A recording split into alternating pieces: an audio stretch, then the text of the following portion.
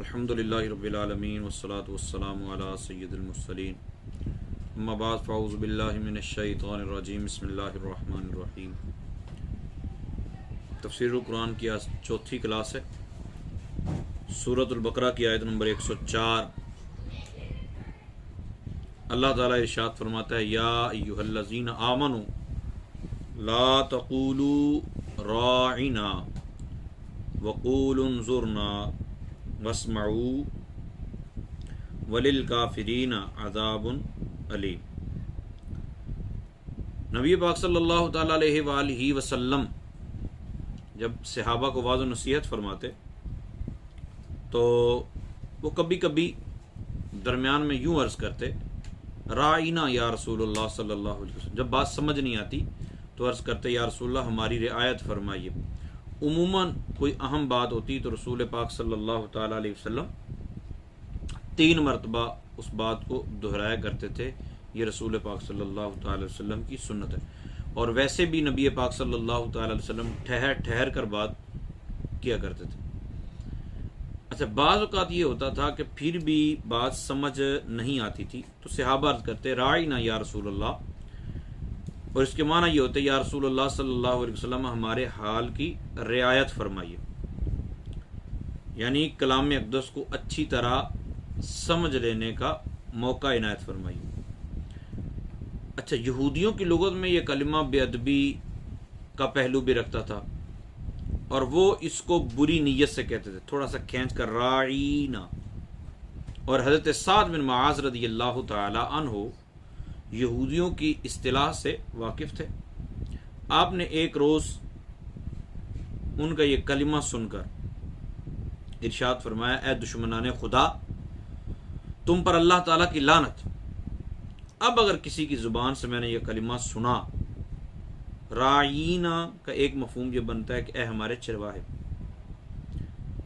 تو میں اس کی گردن اڑا دوں گا جس نے یہ کلمہ کہا۔ یہ سعد بن معاذ رضی اللہ تعالیٰ نے ارشاد فرمایا۔ یہودیوں نے کہا ہم پر تو ایسے غصہ کر رہے ہو،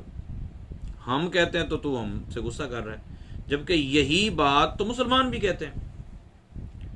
اس پر آپ پریشان ہو کر نبی رحمت صلی اللہ تعالیٰ علیہ وآلہ وسلم کی بارگاہ بے کس پناہ میں حاضر خدمت ہوئے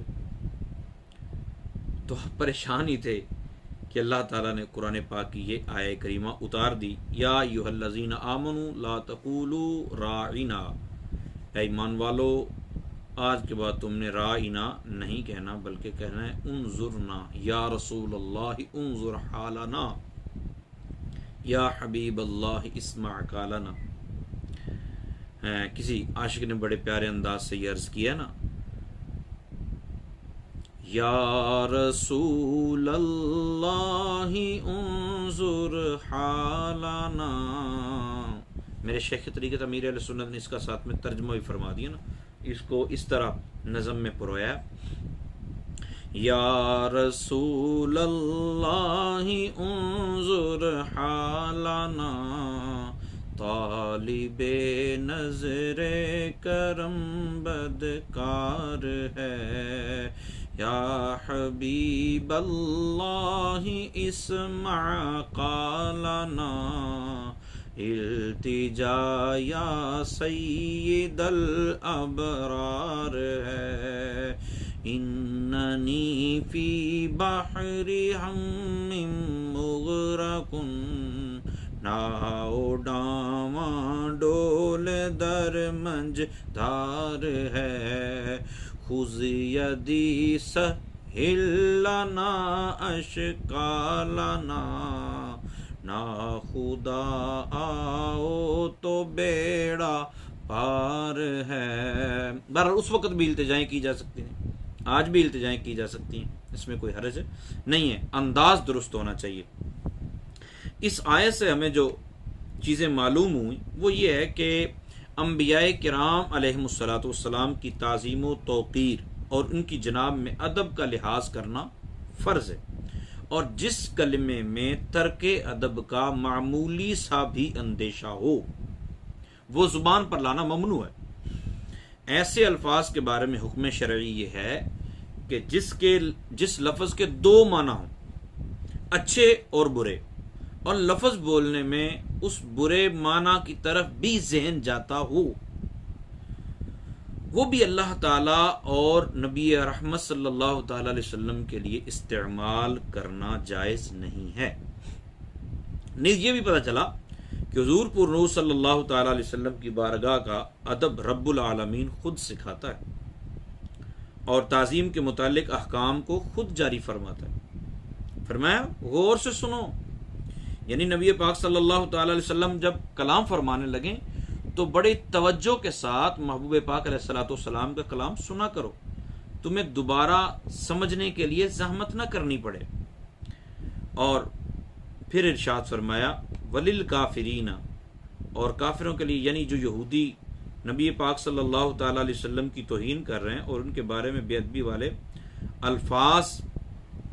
استعمال کر رہے ہیں،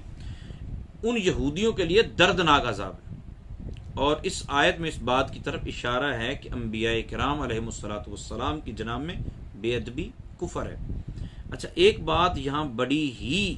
غور و فکر کرنے والی ہے، وہ یہ ہے کہ ہمارے ہاں بعض اوقات قرآن پاک پہ معاذ اللہ ثم معاذ اللہ ثم معاذ اللہ کسی نے جوتا رکھا ہے اور وہ تصویر شیئر کر دی ہے، کسی ایک نے شیئر کی، یا رسول پاک صلی اللہ علیہ وسلم کی توہین امیز کوئی بات معاذ اللہ ثم معاذ اللہ وہ شیئر کر دی، تو اب ہم شاید اپنا فرض سمجھتے ہیں اس بات کو آگے پہنچانا، اور پھر بڑی خطرناک باتیں لکھتے ہیں۔ ہم کہتے ہیں جس نے یہ بات آگے نہ پہنچائی وہ مسلمان ہی نہیں ہے، کوئی مسلمان ہی ہوگا جو اس کو آگے شیئر کرے گا، جو گستاخ ہے وہ تو شیئر نہیں کرے گا، جو کافر ہے وہ تو شیئر نہیں کرے گا، معاذ اللہ اس طرح کی باتیں ملتی ہیں۔ تو ہمیں اس طرح کی باتیں آگے نہیں پھیلانی چاہیے، ایسی چیزوں کو فوراً سے پہلے ڈیلیٹ کر دینا چاہیے۔ اور جب بھی کبھی دیکھیں نا، ایک بندے کا ذہن یہ ہے، اس کا موقف یہ ہے کہ رسول پاک صلی اللہ تعالیٰ علیہ وآلہ وسلم کے پاس علم غیب نہیں ہے، مثال دے رہا ہوں، تو اس کا غلط ہونا اپنی جگہ پر کہ وہ غلط کہہ رہا ہے اور وہ گمراہی والے الفاظ بول رہا ہے، لیکن اب وہ اگر توہین والے انداز سے کہ رسول پاک صلی اللہ علیہ وسلم کے علم کی کون سی بات ہے، اگر نبی پاک صلی اللہ علیہ وسلم کے علم کی بات کرتے ہیں، ایسا علم تو پھر معاذ اللہ ثم معاذ اللہ جانوروں کے ساتھ تشبیہ دینا، تو یہ پھر بندے کو گستاخی کی طرف لے جاتا ہے۔ آپ کا اگر عقیدہ نبی پاک صلی اللہ تعالیٰ علیہ وآلہ وسلم کے بارے میں کوئی عجیب و غریب ہے تو آپ اپنے عقیدے کو دوسروں پر تھوپنے کی کوشش نہ کریں، امت اس بات کی متحمل نہیں ہے۔ اگر امت مسلمہ نے آج تک کوئی جنگیں جیتی ہیں، آج تک کوئی معاملات امت مسلمہ کے درست ہوئے ہیں، آج تک امت مسلمہ نے کہیں ترقی کی ہے، تو وہ ایک ہی چیز ہے، وہ ہے رسول پاک صلی اللہ تعالیٰ علیہ وسلم کی محبت اور الفت اور آپ کا پیار۔ نبی پاک صلی اللہ تعالی وسلم کے پیار کے بغیر آپ جتنی مرضی قوت حاصل کر لیں، آپ کسی سے کوئی جنگ نہیں جیت سکتے۔ اچھا، ایک بات اور کہ رسول پاک صلی اللہ تعالی علیہ وسلم کے بارے میں دیکھیں نا، بعض لوگوں کا عقیدہ ہے کہ وہ نبی پاک صلی اللہ تعالی وسلم علم غیب نہیں جانتے اور عجیب و غریب استدلال بھی کرتے ہیں، مگر اس کے اندر ایک اور کام کرتے ہیں۔ وہ کام کیا ہے؟ اس کو آپ ایک مثال سے پہلے سمجھ لیں۔ اللہ نہ کرے، اللہ نہ کرے، اللہ نہ کرے کسی کے اہل خانہ میں سے کسی کے ساتھ زیادتی ہو جاتی ہے، کسی کا کوئی معاملہ گڑبڑ ہو جاتا ہے، کوئی تھپڑ مار دیتا ہے، کسی کی بہن کو کوئی چور ڈکیت آیا، اس نے تھپڑ مارا اور اس کے ساتھ دست درازی کی کوشش کی، ٹھیک ہے، تو اب ہم اس کے پاس تعزیت کرنے کے لیے جائیں، مطلب افسوس کرنے کے لیے چلے جاتے ہیں، تو ہم میں سے کبھی کسی نے یوں پوچھا ہے اچھا کیسے کیسے ہوا تھا، کیا کیا ہوا تھا، کہاں اس نے تھپڑ مارا اور کیا بات اس نے کہی؟ گالی گلوچ ہوتا ہے نا، تو اچھا جی بتائیں کون کون سی گالیاں اس نے بکی تھیں؟ ہم یوں نہیں پوچھتے، کیونکہ ہمیں ادب و احترام مد نظر ہوتا ہے کہ اس کی بہن ہماری بہن ہے، اس کی ماں ہماری ماں ہے، بڑا ہم احتیاط کرتے ہیں، بلا تمثیل و بلا تشبیہ۔ یہ معاملہ تو ہمارے ہاں ہے نا، ہمارے ہاں رسول پاک صلی اللہ تعالی علیہ وسلم کے علم غیب پر اعتراض کرتے ہوئے لوگ عجیب و غریب باتیں کرتے ہیں۔ کوئی حضرت اماں عائشہ صدیقہ رضی اللہ تعالی عنہا والا پورا واقعہ بیان کرتا ہے جو کہ الزامات تھے اور وہ جھوٹے الزامات تھے، جس آپ کی برات کا اعلان قرآن پاک نے خود کر دیا، ٹھیک ہے۔ آپ اپنی ماں کے بارے میں تو بات نہ کر سکتے ہوں، آپ اپنی بہن کے بارے میں، بیٹی کے بارے میں تو بات نہ کر سکتے ہوں، لیکن ام المومنین جو پوری کائنات کے مومنوں کی ماں ہیں، سیدہ طیبہ طاہرہ عابدہ زاہدہ سیدہ عائشہ صدیقہ رضی اللہ تعالی عنہا، کہ جن کی براءت اور جن کی طہارت پر اللہ تعالیٰ نے خود گواہی دی. اچھا، جب تک گواہی نہیں آئی تھی اس وقت تک باتیں ہوئیں، اور گواہی آ گئی تو پھر کسی کی جرت ہی نہیں ہوئی اس بات کو کرنے. لیکن آج اگر کوئی بندہ، چاہے وہ کتنا ہی بڑا مولوی کیوں نہ ہو، صرف اپنے عقیدے کو بیان کرنے کے لیے، اپنے عقیدے کو ثابت کرنے کے لیے کہ اگر نبی کچھ جانتا ہوتا، نبی کو کچھ پتا ہوتا، تو پھر اماں جی عائشہ صدیقہ رضی اللہ تعالیٰ عنہ پر جو تہمت لگی تو حضرت رسول پاک صلی اللہ تعالی وسلم کیوں پریشان رہے. اچھا، اس کے جوابات اور ہیں، لیکن میں ابھی چونکہ آج صرف بات کر رہا ہوں کہ آپ نے صرف یہ دیکھنا ہے کہ آپ ام المومنین، پورے مومنوں کی ماں پر لگنے والی تہمت، اور وہ بھی جھوٹی، اس کو بیان کر رہے ہیں. بھائی اس کو بیان کر کے آپ کیا نکالنا چاہ رہے ہیں؟ ہمارے ہاں تو الیکٹرانک میڈیا بلکہ پرنٹ میڈیا، جب سے یہ میڈیا کا سلسلہ چلا نا، تو نام پورا نہیں لیتے تھے. اب بھی بعض کا پکچر بلر کر دیتے ہیں کہ یار کسی کی تذلیل معاذ اللہ نہیں کرنی، اور کسی کا نام نہیں لینا، اس سے اس کی تذلیل ہوتی ہے. تو رسول پاک صلی اللہ تعالی وسلم کے علم غیب پر اعتراض کرنے کے لیے آپ کتنی بڑی حرکت کر جاتے ہیں.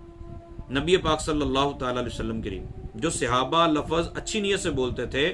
اللہ تعالیٰ نے صحابہ کو وہ بھی بولنے سے منع کر دیا، کیونکہ اس سے یہودی پھر پلی لیتے، اور یہودی اپنے جو اصطلاح تھی، اپنی ایک خاص قسم کے الفاظ سے اس سے مطلب معاملات کھڑے کرتے تھے. تو اللہ تعالیٰ نے منع کر دیا. اور مسلمان اگر اس طرح کرنے لگے گا کہ نبی کو یہ بھی نہیں پتا، وہ بھی نہیں پتا، فلاں بھی نہیں پتا، فلاں بھی نہیں پتا، فلاں بھی نہیں پتا، تو مجھے آپ یہ بتائیں کہ کل کو کوئی کافر ہمارے بارے میں کیا کہے گا؟ کوئی یہودی، کوئی عیسائی ہمارے آقا صلی اللہ علیہ وسلم کے بارے میں کیسی باتیں کرے؟ اللہ تعالیٰ ہمیں عقل سلیم عطا فرمائے، اور رسول پاک صلی اللہ علیہ وسلم سے سچی محبت الفت نصیب فرمائے. قرآن پاک کو بھی محبوب کی محبت دل میں رکھ کر پڑھنے کی توفیق عطا فرمائے. آمین بجاہ النبی الامین.